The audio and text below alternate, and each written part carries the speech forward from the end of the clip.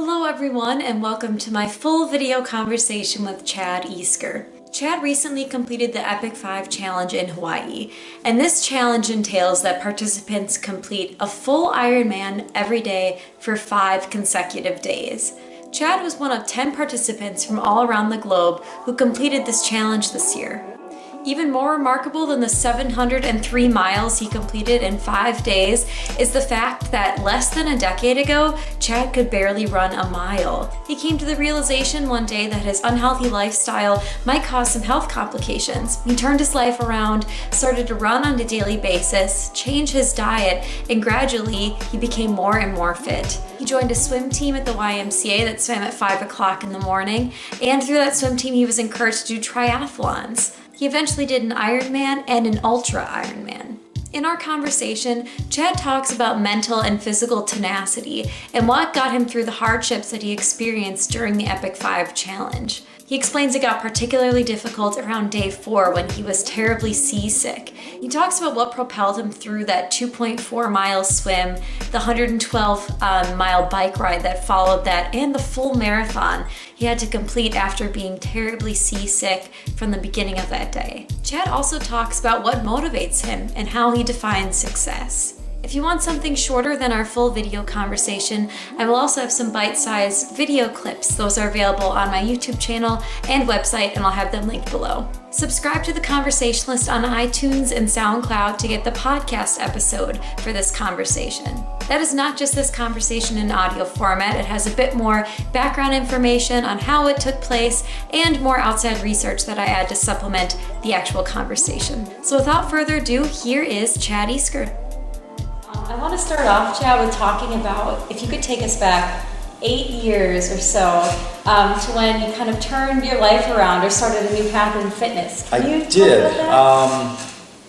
I remember I was on a kind of a bad path with going out to dinner a lot, drinking a lot, that type of stuff, and it was kind of just party after party, and I wasn't doing any kind of exercise. And I mean, I was always busy, I was always active.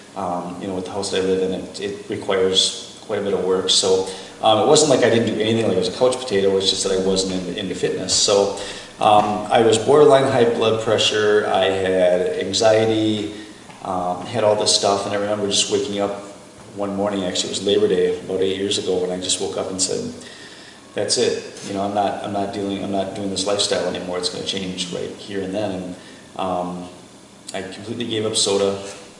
Completely cut that out of my diet, and that alone made me lose weight like crazy. And I started running like a mile a day, and I would do that for about a week, and then I would bump it up to 2 miles, and started doing that sort of thing. And the weight literally just dropped off. And instead of like when I would go out to eat or I'd have a meal or something like that, I wouldn't, I used to just always just clear my plate, whatever was on it, I just ate, and I just got in the habit of, okay, I'm done, just throw the napkin on the plate and take it away. I don't need to eat until the food's gone. You just eat until you're full and you're done, so that helped a lot. So I dropped 30 pounds right off the bat. I tipped the scale at about 200 before that's when I said that's enough, and literally felt better, had no high blood pressure anymore, the anxiety was gone, just complete change. And that's such a big part of the Wisconsin, living style. I think. Exactly. It's so social that's just what it is. And you just have to make it. And I mean, I didn't give up going out to eat, and I didn't give up drinking or anything like that. I just cut way back on it and started running. Okay. And do you think that sense of motivation was always within you, and you just needed something to channel it into? Pretty much. You'll find a lot like athletes have addicted personalities where they'll get onto something and it's full force. I mean, that's just what they do, and I kind of picked up on that. Sometimes it comes and goes with people, and with me it just stayed ever since I started it. Okay. And had you been involved in athletics really before that point? No, not at all. Actually, I didn't do any high school sports. I wasn't on any softball leagues. I wasn't on any of that stuff ever, not even a volleyball league or anything. Okay. And it just picked up on running, and then when during the winter it was really cold out, and it was probably about six years ago or so. I was out to dinner with some friends, and I was telling them, I've been waking up early, and I was trying to run 5 miles every day, and they said, you should check out the YMCA. You know, they said they just joined and they got the pool and then they'd only like to swim. I'm like, hey, that'd be a great idea. Literally the next day, I went in there, started swimming, and I met a group of people, and that's what completely changed my life. And why did it change? What was it about the group that Well, did it? I was in there swimming, and for about the first week, I would see them come in every day at 6 o'clock, and you could tell that they were, you know, they all met there at 6 o'clock, and you could tell these people were all athletes, they were all toned and ripped and everything else, and I had just, you know, kept seeing them, and I saw that they were doing different swim patterns and stuff like that, and they stopped me in the locker room one day and just said, hey, would you want to swim with us? And I just said, no, you know, I would like to, but it's just not going to happen because I can't keep up with you guys. And they said, Pat Vanderwood said, hey, just give it a try. He's like, just come in tomorrow and just try it. So I did, and I was right. I couldn't keep up to them. I couldn't make all the sets. I couldn't even do 1,200 yards, you know, even close. Yeah. But they were so encouraging, and Pat, I remember that day, that same day, he's like, just don't give up on this. He's like, just give this a little bit and stick with this, okay? And little did I know that was going to lead me on a path that was a brand new world. And they wanted me to do triathlons. I had no interest at all. They, you know, and they talked me into it and did my first triathlon, and I was hooked. How many years was it until you did your first triathlon from when you...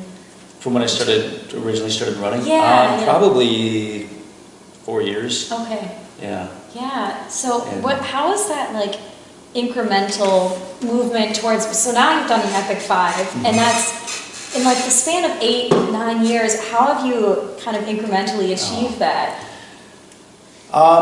Really it was in the last 6 years that's when I did my first Ironman. Actually it was probably 5 years ago I did my first Ironman. I did my first marathon probably 6 years ago.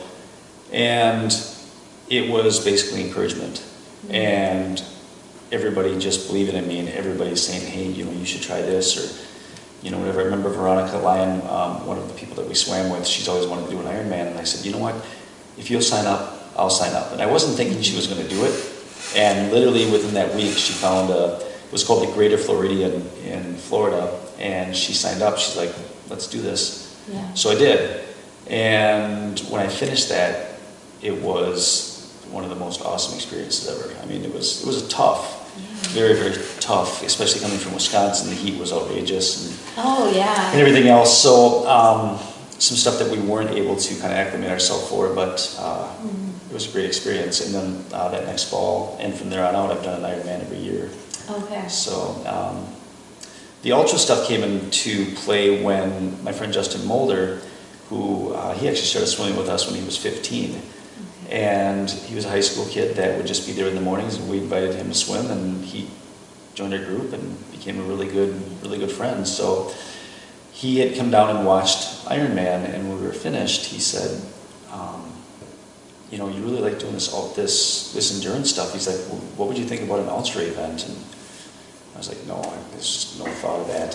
This is enough and whatever. And I kept checking it out, and I'm like, you know, these are athletes that they pick 40 people in the world to do this, and I'm like, I don't think I'd have a chance, but so I put some more time and thought into it, and I just applied, and they were, you know, they liked my resume, and they did an interview with me, and they invited me to Ultraman Florida.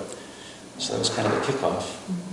Do you think you credit that need for always looking for a bigger challenge to the addictive personality, like you're saying, or a sense of just like accomplishment? Both. Yeah, I think it is addicting, and I mean it is one of these things that you know, like my first years of getting done with an Ironman, you go through a little bit of a depression. You just feel like, oh, this big event that we were aiming up for, now it's over.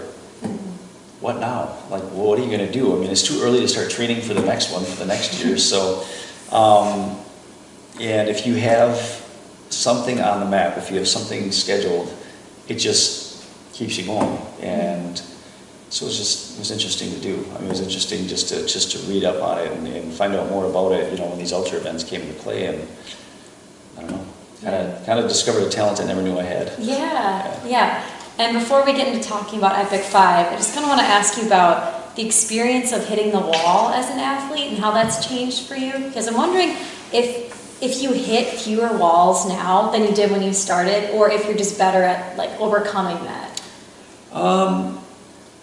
Yeah, I think the more you do this stuff, well, the better you're trained to, you don't really hit the walls because you know what to expect. Okay. During the events, you're gonna run into all sorts of walls that are, challenges or whatever, but during the training portions of it, you kind of make your training plan so you're not hitting roadblocks and you're not hitting, these things that are going to discourage you. So it's kind of a little bit of everything. It's a little bit of training. It's a little bit of just knowledge and years of experience. Okay. So bringing to the Epic 5, we have now, how did you first hear about it? When I finished Ultraman last year in Florida, their race crew we had like a celebration breakfast after the race was done, and they started telling me about this Epic 5 and how there was, at that time I think there was 10 people that had finished it, and they just said, this is what it consists of. It's 5 iron distance races, 5 days in a row, 5 different Hawaiian Islands. And Nick Redfish and I were just like, that's crazy. I mean, that's just unheard of, because most of the time after an Ironman, you can barely walk. I mean, after an Ironman race, people are struggling. I mean, it's a rough event, but for some reason, like, my body responds really well, and I don't have like a lot of soreness and stuff like that after doing that stuff. So I was actually invited to Ultraman, the world champion. We did pretty well at the Florida one, and I was invited to go to the Hawaii one. It was like that November, and when the staff had called me, just saying, hey, do you want to, sign up for the Worlds? I said, well, the more I'm thinking about it, the more I have my heart set on Epic 5. And she said, really? She's like, if you really want to do this, I think, she goes, you need to sign up like right now, because they're closing this down for any applicants. And so immediately I signed up for it. I sent in a resume. They called me like a day or two later and said, can we schedule an interview? Which I was surprised, that they even saw what I had done, and went through the interview process with them, and they reviewed it with the board, and they said, hey, it would be, we'd like to have you. And it was just a complete total surprise. I was actually sitting at Nick's house one night, we were having dinner, and I just got a message, hey, can we FaceTime you? Sure. So it was Jen. They told her she could call and say that it was accepted, and I mean, I was just completely blown away. So right then and there, Nick started making a training plan for me, and it was, I don't know how many weeks it was total. I started in November, early November. We still had events all through the summer that we were doing. We were doing like a half Ironman up in Door County. We were doing Ironman Wisconsin, which is in September. But coming out of Ultraman, I was just pretty tired and kind of just lost the major drive to just train all the time. And I, wanted to do some stuff that I hadn't been able to do, like, hang out with friends and get firewood cut and all that other kind of stuff. So I kind of took the summer just sort of relaxed that way. I still went and swam every morning. I still did that, but I didn't put any long runs in. I wasn't scheduling bike rides for 100-mile bike rides every Saturday type thing. I just wasn't. But we went into Ironman, and I did okay. I did well, and felt good. And so like November is when things got real with training, and Nick gave me a week at a time the training plan of what it was going to be. And we started out maybe 10 hours a week, and by the time we hit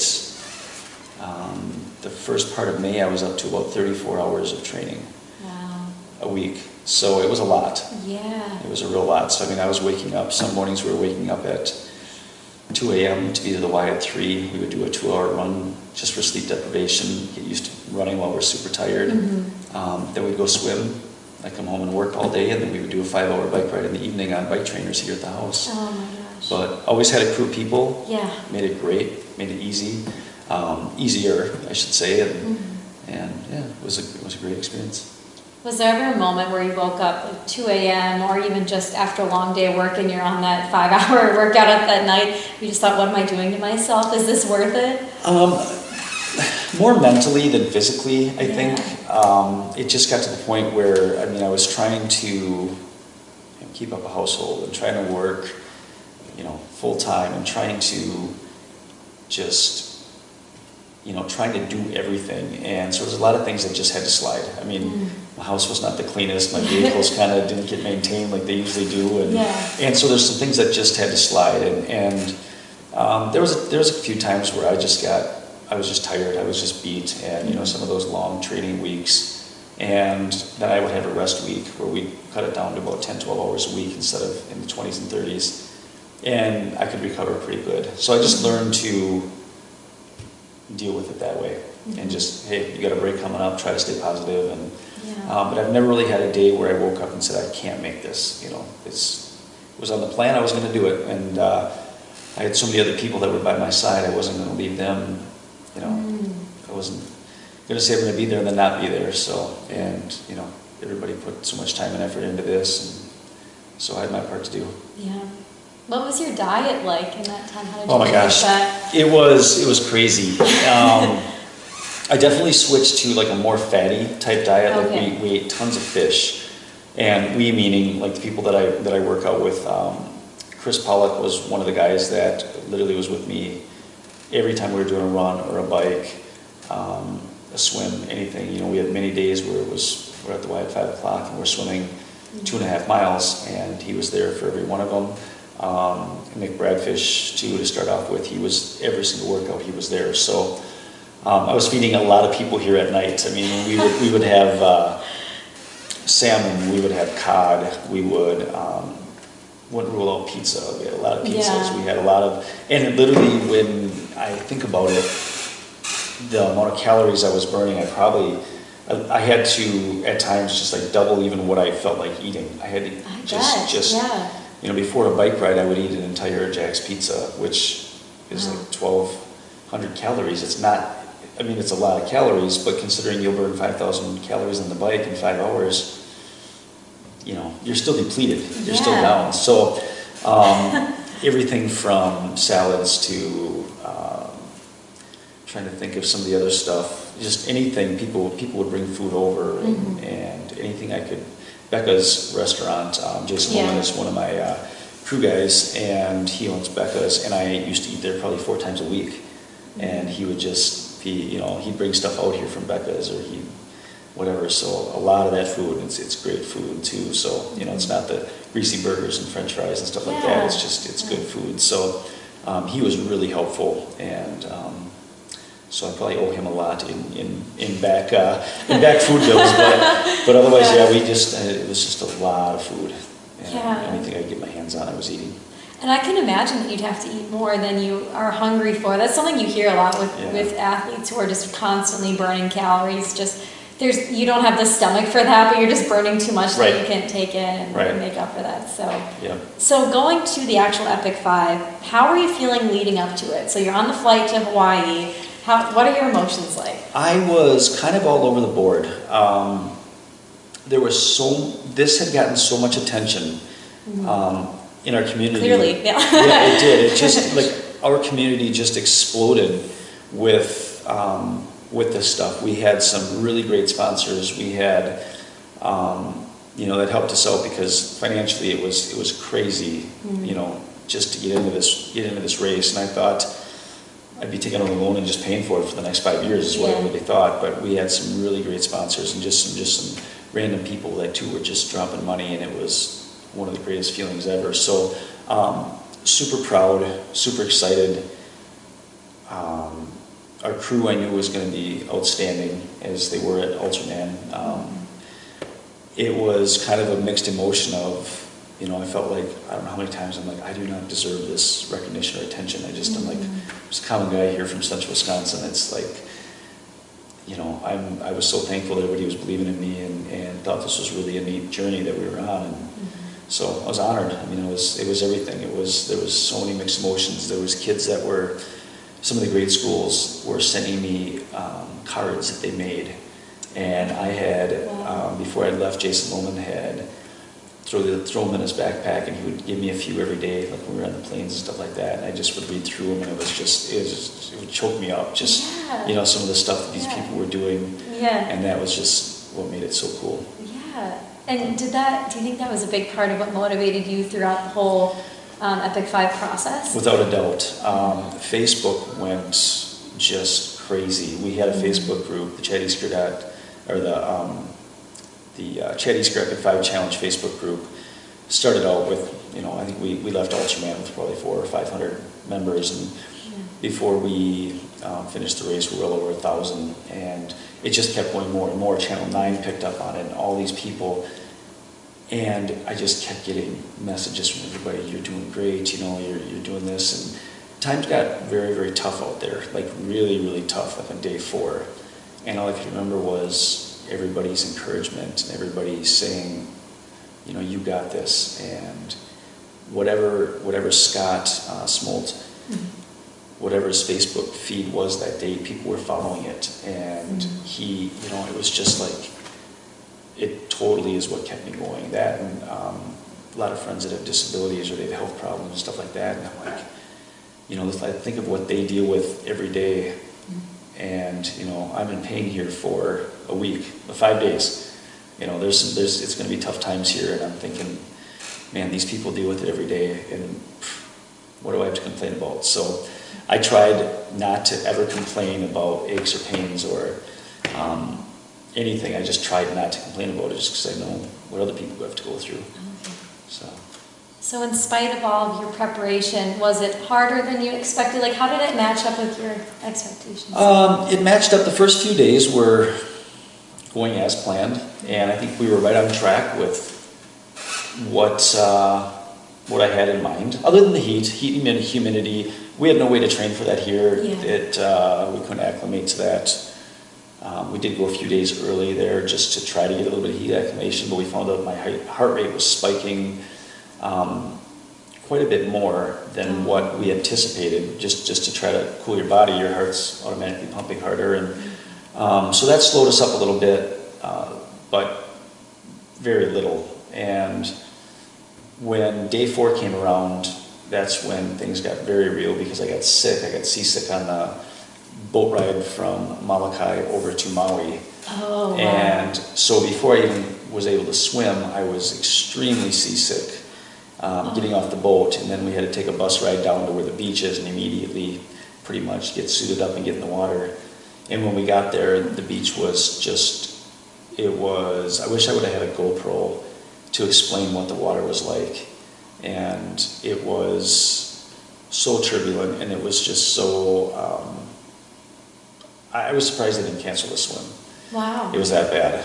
And so that's when things kind of went off track, went off the plan, was because I was so sick that I was actually throwing up in the water about the 4th lap. When you were swimming? Oh, when I was swimming. So I was literally underwater and throwing up so hard. The only good thing about all this was that Jason was standing on the shoreline right before we were going to go in, and he said, "Do you want me to swim with you?" And the race director was cool with this. She's like, anytime your crew wants to, swim, bike, or run with you, absolutely, they're welcome to. So he ran and grabbed a pair of shorts, and he went in the water with me, and it was 9 loops around a buoy, and then one person that was on a paddleboard, which they were struggling trying to stay on this paddleboard, and so we were doing loops around them, and they said it was a 9 lap loop, and by lap 4, I was throwing up so hard and underwater over and over. I think a total of 6 times, and he saw me and started screaming for me to stop. He's like, "Just stop for a minute." And I'm like, "I'm not quitting. I can't quit yet." And so what I thought would be kind of not a cakewalk, but I thought would be the easy part would be the swim, turned into be my biggest challenge. So, at one point, he had flagged down a paddleboarder, and I was just hanging on the edge of the paddleboard for a little bit, but it was actually making me sicker because the waves were so big that I just had to get done and get out of the water. But put my face back down, and I just went, and it was, when I got out of there, I wasn't prepared, I guess, for how I was going to feel. I just felt, I mean, so nauseous and dizzy, and my head was pounding. Now, all the nutrition I had taken in pretty much the night before and that morning, completely gone. So I'm starting at a negative on nutrition and on hydration. Yeah. And it was concerning because that can get dangerous. And so immediately when I got out of the water, the crew chief, Nick, just said, okay, we'll get you back. He's like, we're going to get this back and we're going to get this taken care of. And so he's feeding me bread and giving me Coke, trying to settle my stomach. And 5 minutes later, that all came out. And I wasn't able to keep anything down. And he just blew it off as he's like, oh, that's good. He goes, got all the salt water out of you. Now we're going to start again. And I was drinking Pedialyte, I was drinking water, I was drinking coconut water, Gatorade, anything I could. But I was so weak from finishing that swim and feeling so crappy that he just kept saying, come on, you know, we're going to get you back, and we got to get on the bike, we got to go. And they took me over where the shower area is. I got showered off and threw my kid on, and on the bike I left. And I remember just feeling the worst feeling I've ever felt in my life, and that's, I had to get on that bike and do 112 miles. And then you have to run a marathon after that? After that, yeah. So, like, how did you finish that day? Like, how did you start eating after a while? I did. I actually tried. I was eating like goldfish and saltine crackers and anything that was just bland and pretty simple, but there's not much nutrition in that. So I wasn't getting a lot. Yeah. But they just kept feeding that to me and drinking more and more water and drinking what I could. And they did a lot of stops, you know, because they were able to leapfrog me in the van. And so they were stopping and making sure that I was getting fed. And anything I wanted, I could have. They just said, what are you hungry for? We'll give you whatever it was. And I remember at like it must have been like right around mile 50, I was so just exhausted and depleted. And, you know, this was 3 days, I had run 3 Ironmans before that. So, you know, you're on day 4 of this with no nutrition, feeling like just terrible. I sat down in the back of the van and they had the air conditioner going, and I remember just putting a wet towel over my face and I just put my head back, and those guys all were like, oh my gosh, he's checking out, you know, this could be it. And I know Scott was very shook up. Everybody was just like concerned, and Nick still was like, you know what, if he's got to take 10 minutes, we'll get him back, you know, we'll just up and go. And at one point, somebody brought over a phone to me, and it was my brother on the other end, and my brother just said, hey, I know you're hurt right now, but we need to get you need to get back on the bike. He's like, you need to get going, like right now. And I'm like, you know, Corey, I'm dying here, like this is not easy. And he goes, I know it's not easy. He goes, but you're gonna finish this, so you gotta get on the bike right now, and you gotta go. So, literally threw the phone down. I'm like, give me my helmet, jumped back on the bike and started going. And when they started feeding me, they actually fed me McDonald's because I had a ton of calories.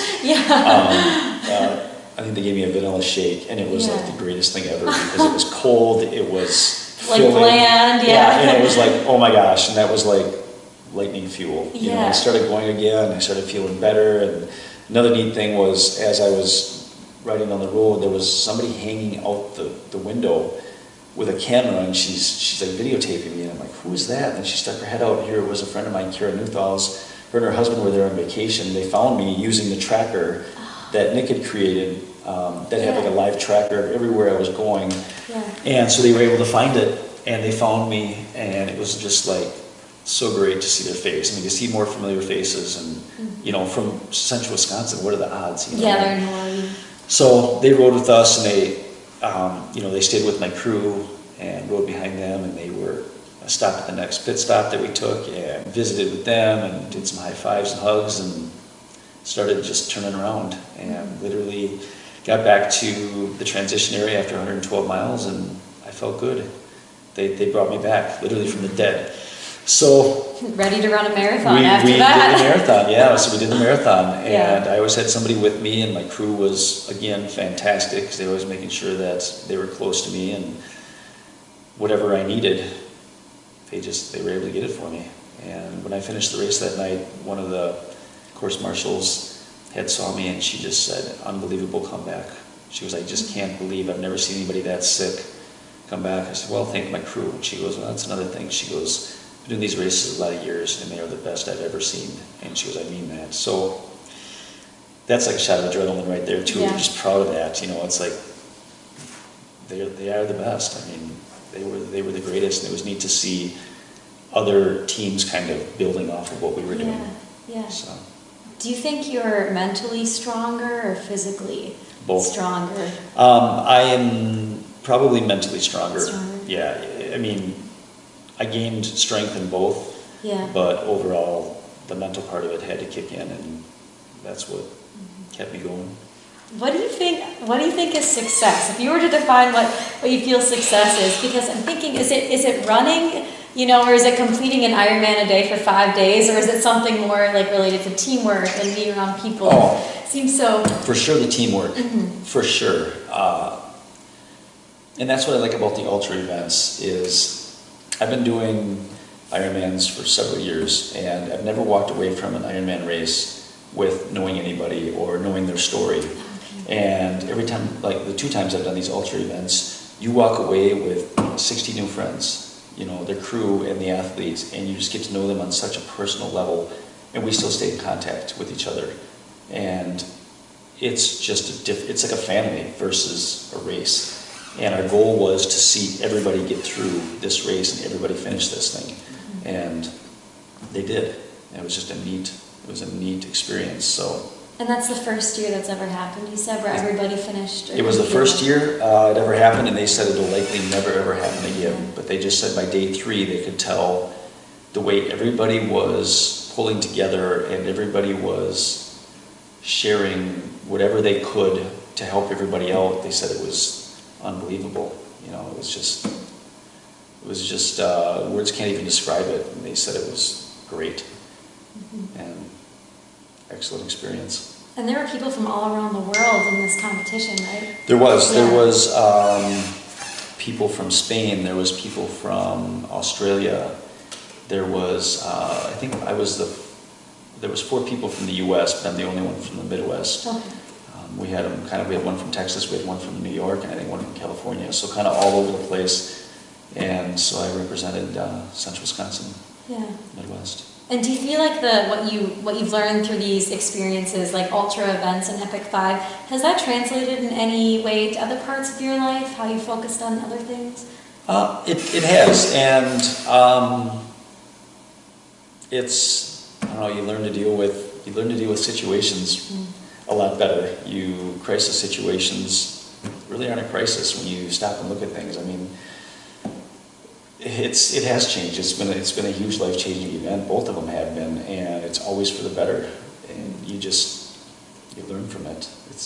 And you can share your story with other people, and you know, people saw what we were doing. It's inspiring. It's all that kind of stuff. So. So what's next for you, Chad? I don't know. I'm not done. That's for sure. I was asked when I was down in Hawaii. There's another race called Hawaii 5, which is 5 iron distance races on the Kona course. It's a world champion Ironman course. It's 5 days in a row, but it's unsupported. You basically do it by yourself, and you don't get a crew of people to help you with the nutrition and stuff. So I've been asked to do that one. I don't know if I will do it. It won't be this year if I do accept it. Ultraman Florida was an awesome event, so maybe that one, or even Ultraman Worlds. And I don't know, something maybe 100-mile ultra run, something like that. A friend from Remote Cycles, Randy, he's done it before and he loves it, and I would love to have somebody like that to train with. Yeah. And it would be just a really neat experience. So maybe that's next. I don't know. Yeah. Something. Like I said, I'm not ready to stop, but I do want to. My friend Chris is actually sent up for Ultraman Florida next year. Okay. So one of the things I'm going to do is, he was alongside of me for all the training, so I'm going to do the same for him and go down and crew for him or be there. I don't know what I'll do for sure, but I'll for sure be there with him and pay it forward.